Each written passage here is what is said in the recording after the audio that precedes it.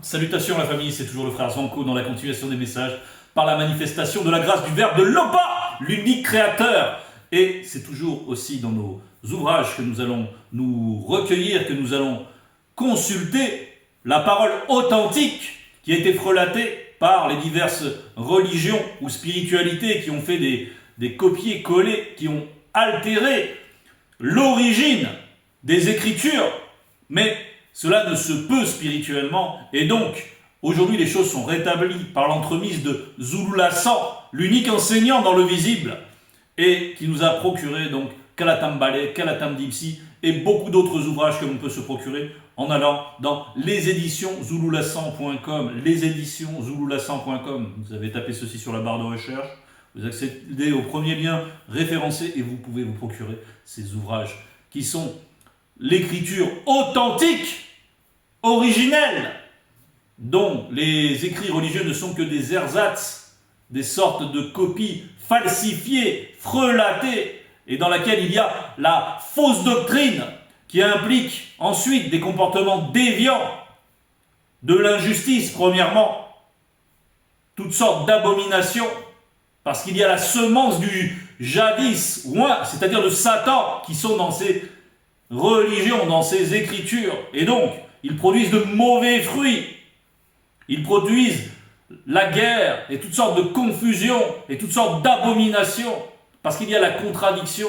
Donc dans nos écrits à nous, nous savons, mes frères et sœurs, qu'il n'y a rien de cela. Il n'y a que la vérité pure. Bien, et cette vérité pure nous amène à pouvoir être sanctifiés. Et nous allons aujourd'hui dans Esombe au chapitre 32. Esombe, ça va correspondre à Paul dans les Bibles falsifiées. On verra qu'on va faire une petite mention de ces Bibles falsifiées pour le montrer en quoi cette fausse doctrine est dangereuse. Mais toutefois, aujourd'hui, le thème principal, c'est l'unité du corps. L'unité du corps. L'unité du corps. Bon, on va voir que le corps, bon, ici, nous représentons, nous qui sommes dans l'Akisebe 832, et que chacun peut essayer de rejoindre en allant sur Facebook, vous tapez l'Akisebe 832, et vous pouvez postuler pour entrer dans cette bergerie. Cette bergerie-là, elle représente déjà ce corps, mais nous savons aussi qu'il y a le corps en tant que esprit, n'est-ce pas? Donc, le corps spirituel, et il y a ces deux facettes dans ce message aujourd'hui, l'unité du corps, et c'est aussi nous-mêmes, nos trois corps, nos trois êtres, le corps spirituel, le corps émotionnel, et enfin le corps physique, qui doivent s'unir pour devenir saints, n'est-ce pas? Et pour ensuite participer de ce corps spirituel. Donc tout ça, nous allons le préciser. Donc c'est l'unité du corps. Et ça implique bien sûr aussi la dimension de la fraternité, de l'union en vertu du Verbe et par l'amour. Donc il y a aussi cette dimension entre nous, frères et sœurs. Cette unité-là, elle est très précieuse. Et nous devons, lorsque nous sommes amenés à être en relation avec nos frères et sœurs, à être particulièrement attentifs à ne pas scandaliser, à ne pas bouleverser cette unité. Ça aussi, nous allons l'aborder. Bien, allons-y. Conduisez-vous d'une façon digne de cet appel. Conduisez-vous d'une façon digne de cet appel. Ici, Esombe nous exhorte donc à nous conduire. Qu'est-ce que c'est la conduite? Parce que le corps, il est en mouvement. Parce que tout ce que crée Loba, est pourvu du mouvement, n'est-ce pas? Et maintenant, ce mouvement, ça va représenter donc la conduite. Il faut que ce corps, quand il est animé, eh bien, il faut que maintenant il marche d'une manière digne, c'est-à-dire de manière droite, qu'il reste dans l'orientation, dans la trajectoire et rivé vers le but fixé, n'est-ce pas? Donc, conduisez-vous d'une façon digne. On voit ici la dimension de la dignité. On nous appelle à cette dignité. Donc, frères et sœurs, on doit être empreint de cette dignité. Et on va voir qu'il y a une racine à cette dignité. Digne de cet appel. Donc, on a été appelés, et bien sûr, nous devons être élus également. Donc, nous sommes appelés, et nous, ensuite, on est dans le processus qui nous permet de devenir des élus, c'est-à-dire des hommes connus du grand ordre des choses, des hommes et des femmes, bien sûr. Verset 2, soyez toujours humbles, virgule, doux et patient, entre parenthèses, sous le regard perçant de l'entité de douceur et l'entité de patience. Point. Supportez-vous les uns les autres avec amour selon le Verbe. Donc on va reprendre le début du verset. Soyez toujours humbles, virgule. On va s'arrêter donc dans cette virgule. On a parlé de la dignité. Maintenant on nous parle ici de l'humilité. On voit aussi comment dans les religions falsifiées, l'humilité est toujours quelque chose d'obséquieux, d'aliénant, une sorte d'humilité rampante, déformée. Mais l'humilité ici, c'est premièrement, l'humilité qu'on nous demande d'avoir, c'est celle qui est de l'obéissance. C'est celle qui est empreinte de la crainte du respect qui est due à l'oba. Et donc, c'est l'obéissance et la soumission, non pas la soumission telle que peut l'entendre certaines religions, mais la soumission, c'est-à-dire une obéissance parfaite à la loi, au statut, au précepte. C'est important de s'arrêter de cette virgule, parce que c'est cette humilité-là qui donne la dignité. On trouve notre dignité dans cette humilité. C'est la racine de cette dignité. C'est lorsque on se sent en phase avec les lois du Verbe qu'on peut avoir la tête haute. Donc, il était important de s'arrêter dans cette virgule. Et ensuite, on nous demande la douceur, la patience. Parce que ça vient de là. Après la virgule, on peut ensuite manifester les autres fruits de l'esprit. On peut manifester maintenant la douceur et la patience et l'amour. Nous allons le voir. Ce pourquoi ensuite on nous dit supportez-vous les uns les autres avec amour. Selon le Verbe. Selon le Verbe. L'amour véritable donc. Donc ici on nous demande bien sûr, il y a donc une croissance. On va revenir sur ce terme de croissance. Cette humilité-là, cette application qu'on a des lois, du Verbe, c'est ce qui va nous rendre capable de manifester l'amour véritable, sous l'inspiration, bien sûr, du Mundimus Sanguis, de l'Esprit Saint. Bien. Et donc de manifester les fruits de l'Esprit, et ensuite donc de vivre réellement cette fraternité, de vraiment avoir l'amour fraternel, qui va pouvoir faire en sorte que nous serons là en soutien. Lorsqu'on va reprendre un frère, c'est véritablement avec la bienveillance, c'est véritablement pour son salut. Lorsqu'on va voir un frère qui chante bien, il n'y aura pas l'envie, non. Il y aura l'admiration, il y aura la réjouissance, et il y aura l'union dans le chant avec le frère qui chante, et nous serons un pour louer l'Oba.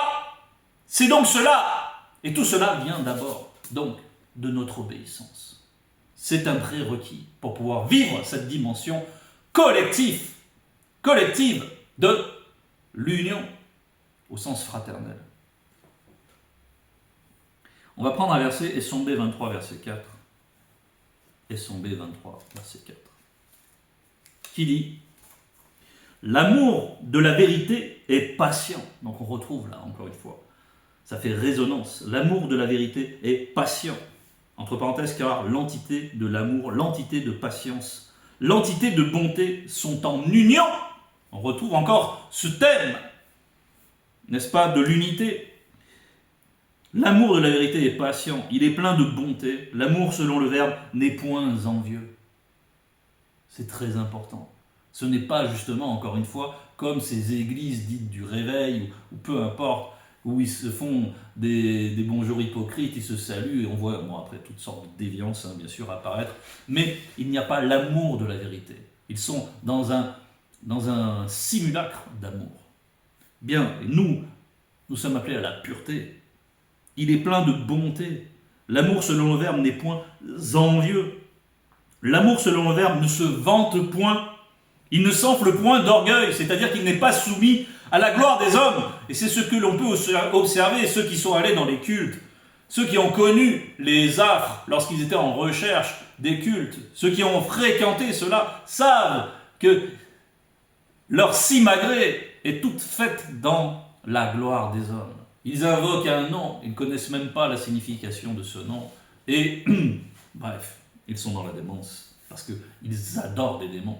Et donc ils ont des fruits qui sont en résonance avec ce qu'ils acceptent pour vrai, et qui est pourtant du mensonge. Et on reviendra là, en ce qui concerne la fausse doctrine. Donc on voit ici combien l'amour de la vérité doit nous conduire. Efforcez-vous de maintenir l'unité que donne le Mundi Musanghi par la paix qui vous lie maintenant les uns aux autres. Donc, maintenir l'unité, on voit que c'est maintenir la paix. Et maintenir la paix, ça ne veut pas dire que lorsqu'il y a des problèmes, on met... Il y en a qui ont cette expression, on range ça sous le tapis pour ne pas l'avoir. Non, c'est bien tout le contraire. Lorsqu'il y a un problème, on va le traiter, mais selon la vérité, en recherchant l'unité, en recherchant la préservation de nos frères et sœurs, de la bergerie, en recherchant que le règne de la paix dans la bergerie. N'est-ce pas? Donc on voit combien cette paix qui nous a été donnée est essentielle. Elle est déjà essentielle d'un point de vue individuel pour progresser.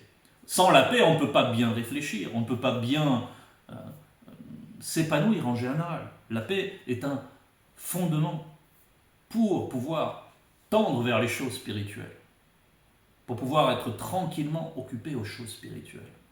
Et la tranquillité. Quand on sait bien, quand chez nous on n'a pas la tranquillité, et quand même chez soi, sous son toit, il n'y a pas la tranquillité, alors on n'est pas capable de faire autre chose que de rester dans les préoccupations, les soucis, etc. On ne peut pas s'élever, on ne peut pas avoir une conscience transcendée. Donc la paix est très importante et nous devons tout faire, mes frères et sœurs, pour que cette paix, selon la verbe, c'est-à-dire selon la vérité, demeure, soit toujours notre trésor. Et tout cela, c'est ce qui nous permet d'être dans l'unité. Et en même temps, dans l'unité avec ce qu'il se passe dans le grand ordre des choses, dans le monde spirituel. D'être de bons réceptacles pour cela. Il y a un seul corps et un seul Mundi Musanghi, entre parenthèses, habilité à cohabiter dans notre moi intérieur. Donc le Mundi Musanghi, c'est une facette du verbe, parce qu'il vient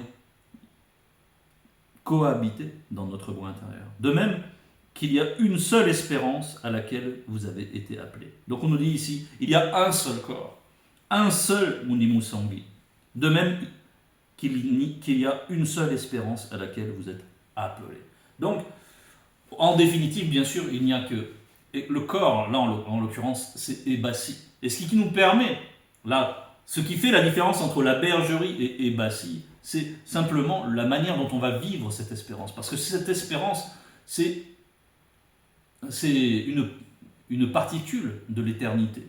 Une particule de ce que nous sommes dans l'éternité. Donc tant qu'on a cette espérance, tant que nous sommes mus, c'est ce qui nous permet de faire la translation par rapport à la réalité spirituelle. Via cette espérance, nous actualisons ce qu'est le corps spirituel. Il y a un seul corps, un seul Mundi Musanghi. Comme il y a une seule vérité, bien sûr. Mundi Musanghi, c'est aussi l'esprit de vérité. De même qu'il y a une seule espérance à laquelle vous avez été appelés. Donc, s'il n'y en a qu'une seule, c'est qu'il n'y en a pas d'autre aussi.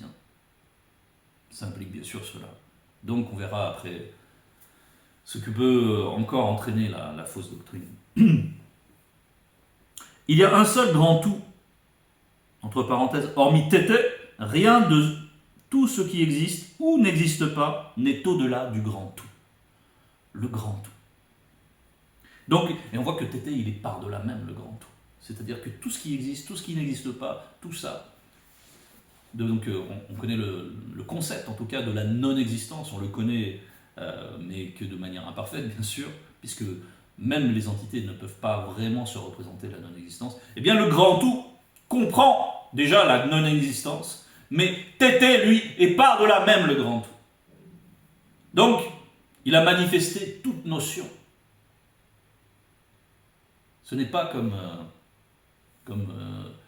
c'est ceux qui se présentent comme des dieux, parce que les dieux, ce sont des êtres limités, circonscrits. On dit qu'ils sont dans le ciel, etc. C'est donc qu'ils ont un corps pour pouvoir se situer dans le ciel. Ils sont dépendants de leur création. Il n'en est pas ainsi du véritable créateur, qui est l'Oba, l'unique, notre tété. Oui, parce que si nous pouvons l'appeler tété, c'est par l'entremise du Mouni Moussangui.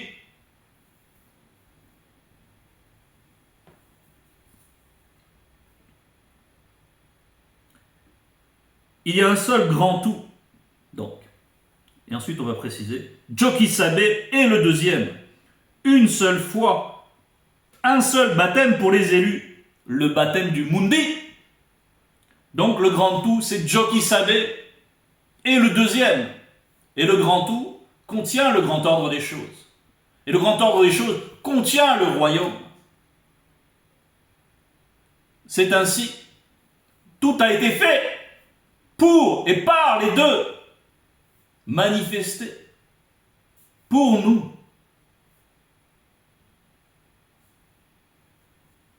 Donc, les deux sont le grand tout. Et on nous dit ici qu'il y a une seule foi, un seul baptême pour les élus, le baptême du Mundi. Et là, on voit comment, on va voir la folie un petit peu des fausses doctrines qu'on peut voir, parce que les chrétiens, et ça c'est valable pour l'ensemble des chrétiens, ils pratiquent toujours le baptême d'eau.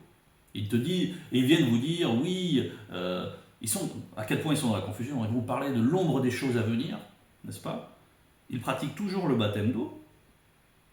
Et pourtant, ils disent aussi qu'il faut être baptisé du Saint-Esprit. Et ils disent qu'il n'y a qu'un seul baptême, qu'on va lire dans leur texte, Éphésiens 4 verset 5, il y a un seul Seigneur, une seule foi, un seul baptême. Là, c'est la mauvaise doctrine qu'on vient de dire, n'est-ce pas? Mais néanmoins, ils disent qu'il n'y a qu'un seul baptême. Et pourtant, eux, ils pratiquent deux baptêmes, le baptême d'eau et le baptême. Mais leur propre doctrine leur dit qu'il n'y a qu'un seul baptême et ils ne sont pas capables.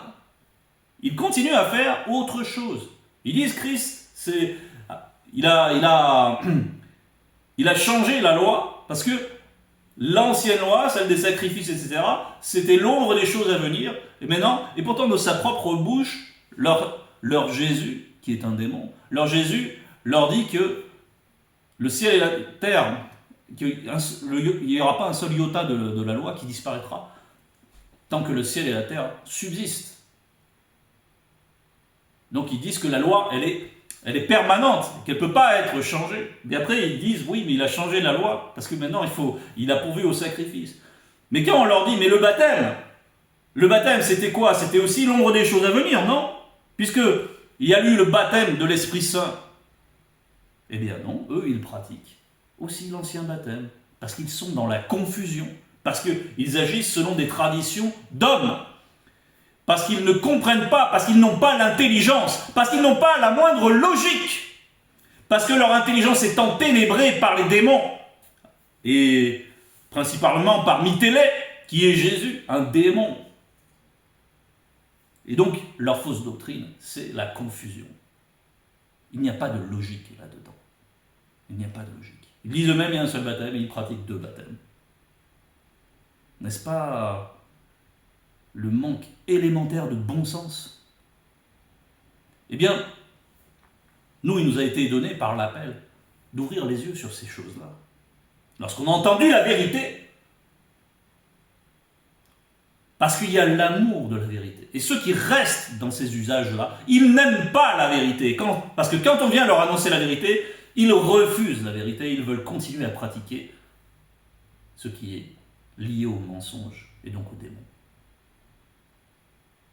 Et après, ils vont dire parler en langue, etc. Ils parlent les langues de démons. Ce sont des simulateurs. Ils sont inspirés par les démons pour faire du charabia. Et là encore, il n'y a aucune intelligence à ce qu'ils disent. Donc les fruits du Mouni Moussangui sont tout autres. Donc il fallait faire cette parenthèse par rapport à la Mouni. Et c'était une manière d'illustrer combien ils sont dans la folie. Et nous savons combien Mouledi nous a affranchis et a pointé tant et tant et tant et tant de contradictions qu'il devient difficile d'en faire un inventaire. Tellement c'est flagrant. Tellement c'est le flagrant délit.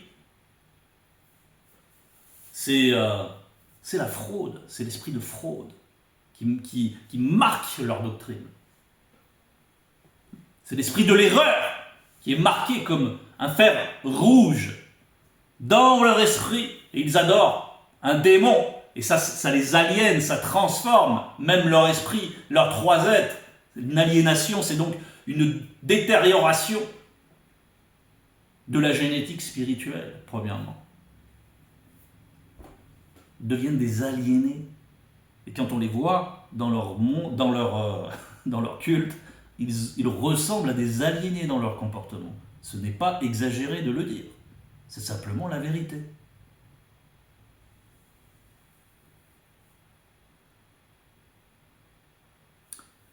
Cette parenthèse, on va la refermer. Il y a un seul Loba, tété de tous les saints, qui règne sur tous et manifeste sa volonté. Il y a un seul Loba, tété de tous les saints. Donc il est le Père de tous les saints, parce qu'il a manifesté la sanctification, et nous devons vivre cette sanctification, qui règne sur tous et manifeste sa volonté. C'est parce qu'il manifeste sa volonté qu'il y a la vie.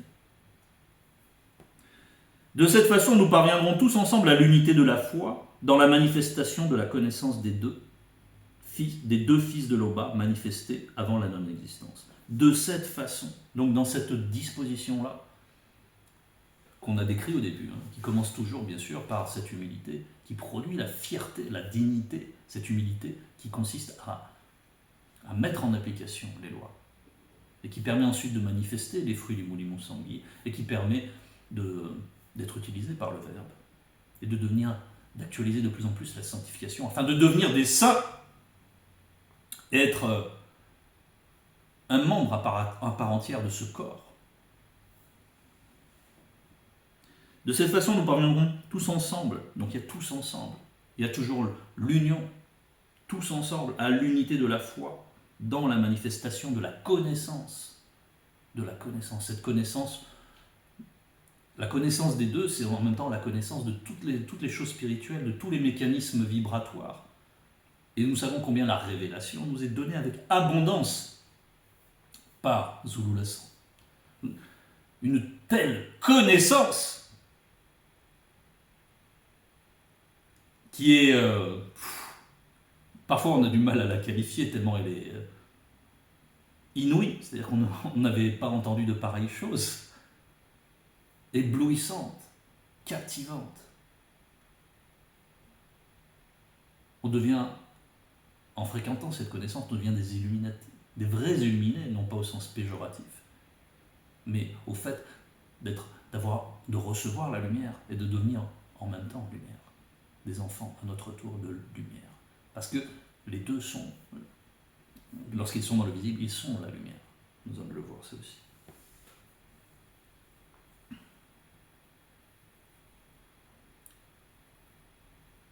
Ainsi, nous deviendrons des adultes dont le développement atteindra la stature parfaite de la manifestation de Jokisabe et du deuxième, de leur représentation dans le grand ordre des choses, entre parenthèses, au-delà de la haute fréquence, dans la condition du non-visible qu'après la grande consommation. Donc, on nous parle de cette stature, on nous parle de ce qui se passe après la grande consommation, c'est donc, en fait, c'est la révélation d'Ebassi. C'est la révélation de Ebassi, de qui est réellement l'Église. Donc il faut mûrir. On nous parle d'un développement, on nous parle de fait du mûrir, donc de mûrir ces fruits de l'esprit. Toujours par notre application dans l'obéissance, toujours aussi dans l'intimité de cette connaissance qu'on a mentionnée dans le verset précédent. Et cette notion d'intimité, c'est quoi? L'intimité avec le Verbe, c'est quoi? On va prendre Mutatedi 14, verset 18. Mutatedi 14, verset 18. Et c'est titré « Dans l'intimité de la sagesse ». Dans l'intimité de la sagesse. Et la sagesse, c'est avant tout cette humilité dont on a parlé pour nous. C'est ce qui nous rend capables de la côtoyer, cette sagesse. C'est de mettre en application les préceptes. Les lois. Et qui nous dit au verset 18 « Heureux l'homme connu qui s'applique à la sagesse selon le Verbe, et qui exerce son intelligence à raisonner. » qui exerce son intelligence à raisonner. Oui, parce que en fréquentant cette connaissance, en ayant cette intimité-là, c'est-à-dire en mettant en application les lois du Verbe, eh bien, notre intelligence devient transformée, capable, déjà au prime abord, elle est renouvelée, cette intelligence, et ça rend capable de considérer toutes ces contradictions, de comprendre combien les gens qui sont dans les religions sont dans l'erreur, dans des concepts vraiment liés à l'injustice, au mensonge, à l'esclavage. D'ailleurs, toutes ces religions pérennisent l'esclavage physique, mais tous ceux qui y adhèrent sont en plus dans l'esclavage mental et spirituel. Et ceux qui les enferment là-dedans, c'est les démons. Bien. Donc cette intimité-là, c'est quoi? C'est donc cette application zélée des lois, du Verbe. Cette détermination qu'on va mettre dans cette application. Et ça s'appelle la sanctification. Donc si nous manquons de quoi que ce soit, si nous manquons de cette détermination, allons toujours la demander. Allons toujours, ne laissons jamais, n'abandonnons jamais, restons et faisons tout pour vivre cette intimité. Parce que c'est dans cette intimité que les sentiments du Verbe vont pouvoir nous imprégner. Et qu'on va pouvoir manifester à notre tour les fruits de l'esprit.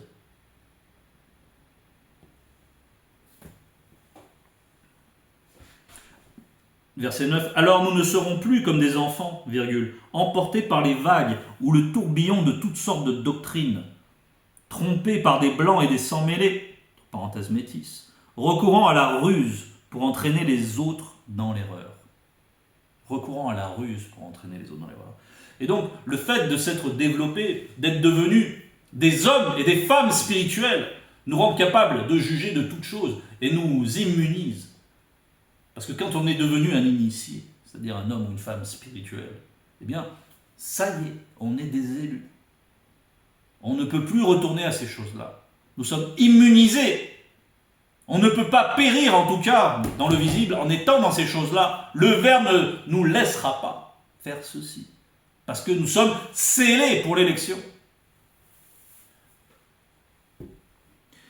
Et on voit combien la mauvaise doctrine peut, néanmoins, tant que nous ne sommes pas des initiés, tant que nous sommes des graciés ou des initiés graciés, elle peut toujours nous entraîner. Et souvent, cela se fait par le truchement de personnes qui nous sont chères, des proches, selon la chair, des amis, des rencontres diverses et variées, qui peuvent nous amener à faire des compromis, et à faire des compromis avec le Verbe, et à vouloir essayer de faire alliance avec quelqu'un qui n'est pas dans le Verbe. Et là, il y a un grand danger. Parce que cette alliance-là, elle est bancale. Parce qu'on ne peut pas avoir deux maîtres. Il faut que dans chacun de nous, l'allégeance première soit comme un règne en nous. L'allégeance, c'est l'allégeance au Verbe de Loba. Loba. Et on ne doit pas traiter avec quelqu'un qui est sous un autre joug. On ne doit pas faire de compromis avec cette personne-là. Dans le sens où on ne va pas aller tendre vers cette personne par faiblesse, par égard pour cette personne, et compromettre notre allégeance et notre alliance avec le Verbe. Cela, il faut y faire très attention. On voit comment ensuite la mauvaise doctrine va vite infecter le corps, d'abord émotionnel, puis ensuite spirituel et le corps physique. Lui aussi prendra son lot.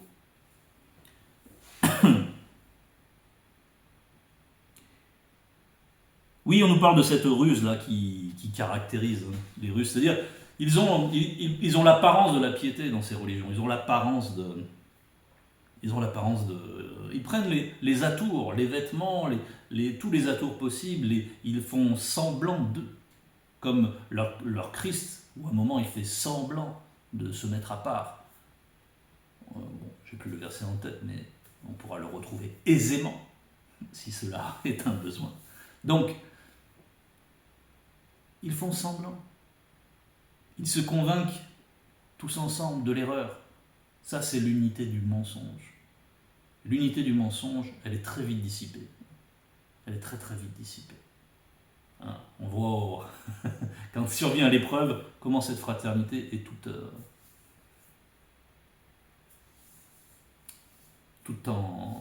est sujette à caution en tout cas. Donc il y a cette ruse-là qu'ils emploient. Ils prennent les atours, ils viennent avec des textes, et dans ces textes, il y a du n'importe quoi. Donc il faut faire très attention, mes frères et sœurs, à cette fausse doctrine, à s'en préserver. Au contraire, en proclamant la vérité avec amour, nous grandirons en tout vers Jokisabe et le deuxième, qui sont la tête. Donc c'est comment? C'est en proclamant la vérité avec amour.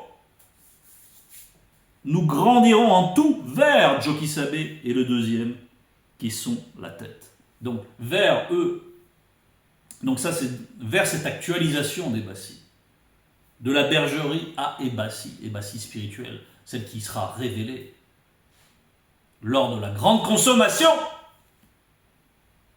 Donc on actualise l'espérance. C'est pour ça qu'il y a une translation, on nous parle d'aller vers. C'est en cheminant dans la vérité. C'est en gardant profondément cette espérance. C'est en la gardant, en la préservant et en la mettant comme supérieure à cette existence dans le visible. Donc en restant rivé vers le but, fixé. Et donc, si ainsi nous sommes disposés, bien sûr, le Verbe va nous rendre capables d'agir de diverses manières. On sera appelé à agir de diverses manières, selon le bon vouloir manifesté par l'Oba. Parce que c'est très important. Ça nous permet aussi de nous réaliser spirituellement, d'agir sous l'inspiration du monde dit. Et ces œuvres-là sont incomparables. Ces œuvres-là ont une résonance spirituelle. Ces œuvres-là ne sont pas comme les autres œuvres, parce qu'elles sont participantes de l'œuvre, avec un O majuscule, manifestée par l'Oba.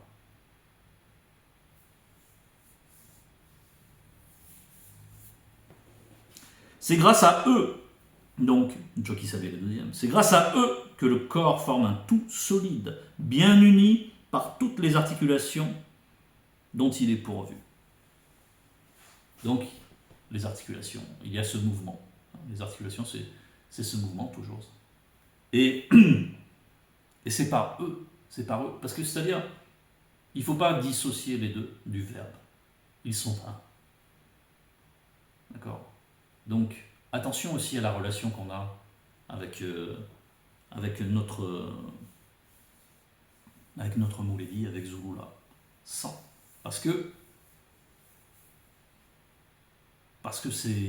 est dans l'état de la chair. Pour nous, ça a créé une proximité physique, mais attention, ce n'est pas être proche de Mouledi, malgré le fait qu'il soit là, dans le visible de la chute. Être proche, c'est autre chose. C'est être proche du grand feu. Ils sont Jokisabe en son temps, Zululasa en son temps, ils sont la lumière dans le visible. Ils sont des astres brillants. Et maintenant, cette clarté qui émane d'eux a beaucoup d'impact. Déjà sur nous, elle nous transforme, cette lumière. Comme on l'a dit, pour nous rendre aussi enfants de lumière. Ainsi, lorsque chaque partie fonctionne comme elle se doit, le corps entier grandit et se développe par l'amour. Et on va prendre un petit passage de Jokisabe. On nous parle de cette croissance du corps. On parle de grandir, de se développer par l'amour, parce que c'est comme une croissance, c'est-à-dire qu'il y a les astres lumineux, et puis il y a cette végétation qui tend à croître vers et par la vertu de ces astres. Aussi, donc, nous allons prendre ce passage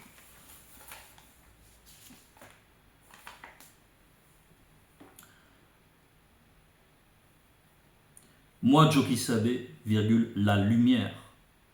Plus tard, moi, Joki Sabe, accompagné de mes apôtres, je m'écriai 2 points. Je suis l'astre lumineux qui rayonne dans le visible. Le non-initié qui me suit ne marchera point dans la froideur des ténèbres, mais il aura la lumière de la vie. Donc, pour bien suivre Joki Sabe, prenons bien garde à notre conduite. Améliorons-nous dans notre conduite. Visons la perfection. Visons à devenir des saints véritables. Mes frères et sœurs, tout cela est à notre portée, tout cela nous est offert. Zulula est là pour ça. Il nous a ouvert les portes de Longela Bwinder. Toute gloire à l'homme.